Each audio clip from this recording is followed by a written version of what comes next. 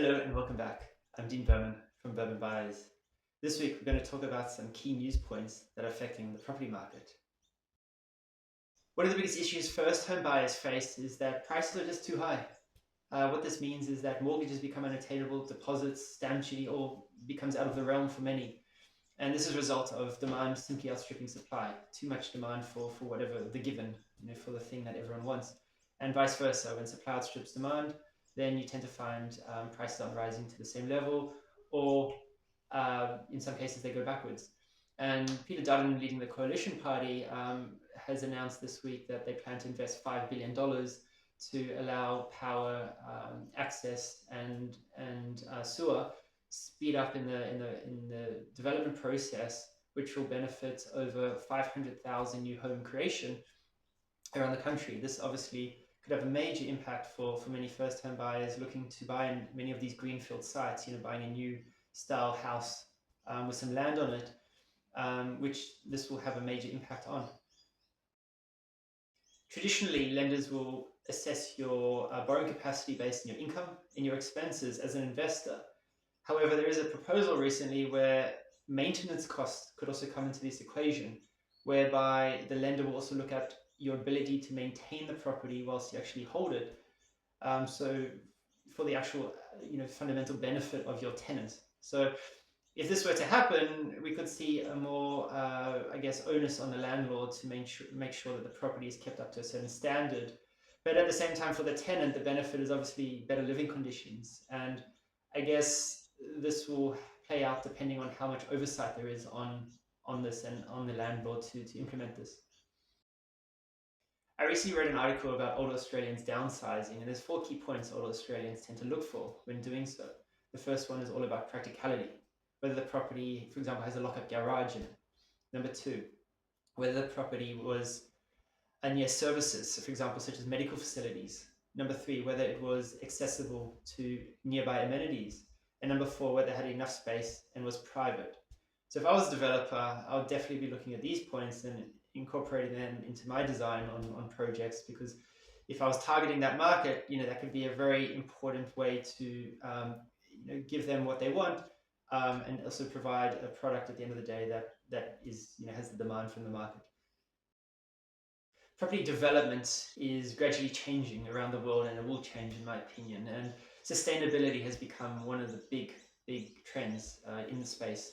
I saw a recent project called Wood Up in Paris, which was a building 50 stories high with 132 apartments made from wood. This makes it one of the largest grand-scale wood towers in the whole of Europe. This was achieved through a process called glued or cross-laminated timber. And this process makes the timber as strong as concrete. What's interesting is that on a dollar per square meter rate as a developer, you would be paying, according to this, £2,700 per square meter. Whereas for equivalent concrete, it'll be about 2,500 a square meter. So the cost is obviously a bit higher, but the results are pretty special. I guess the question I can say is, birds live in trees, can't we? This week in the homeless space, I wanted to share 2 stories which I thought were really inspiring. The first is about a restaurant in London called Home Kitchen. And the thing that makes it so inspiring is that this restaurant only employs people who have experienced homelessness. So currently there's 16 that they're employing. The second was a gentleman called Mel Young, who is probably known by many and not known by many, but he actually founded The Big Issue, the magazine you often see near train stations. And also he founded the Homeless Soccer World Cup. So if you look at both of these examples, these are great examples of people that have created either businesses or programs that betterment, sort of people's lives, and have made a significant difference to many. I think anyone could love the look of opal, so shiny and colorful. I recently came across an article which is actually quite disturbing about an inquiry that occurred into the opal mining industry in Lightning Ridge in New South Wales.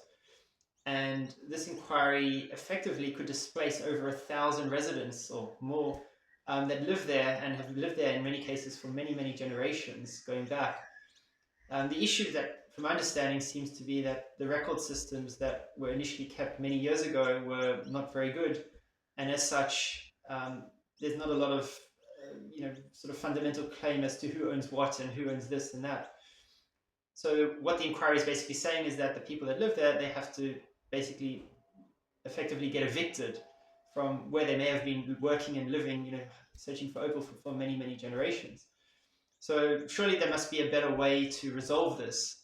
I've seen Aussie Opal Hunters, the show, and I can see how hard, the opal hunters or the miners work just to find some opal, and it doesn't seem like a very, easy lifestyle for many.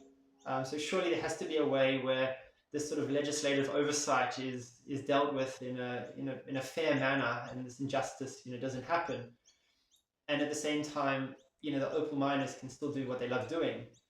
Surely maybe even squatters' rights might apply, where in New South Wales, if you live in an area in a specific property for over 12 years, you can actually lay claim to that. Maybe that could be an option for many. But surely there has to be a way to come to a solution to help these people. Have a great week ahead.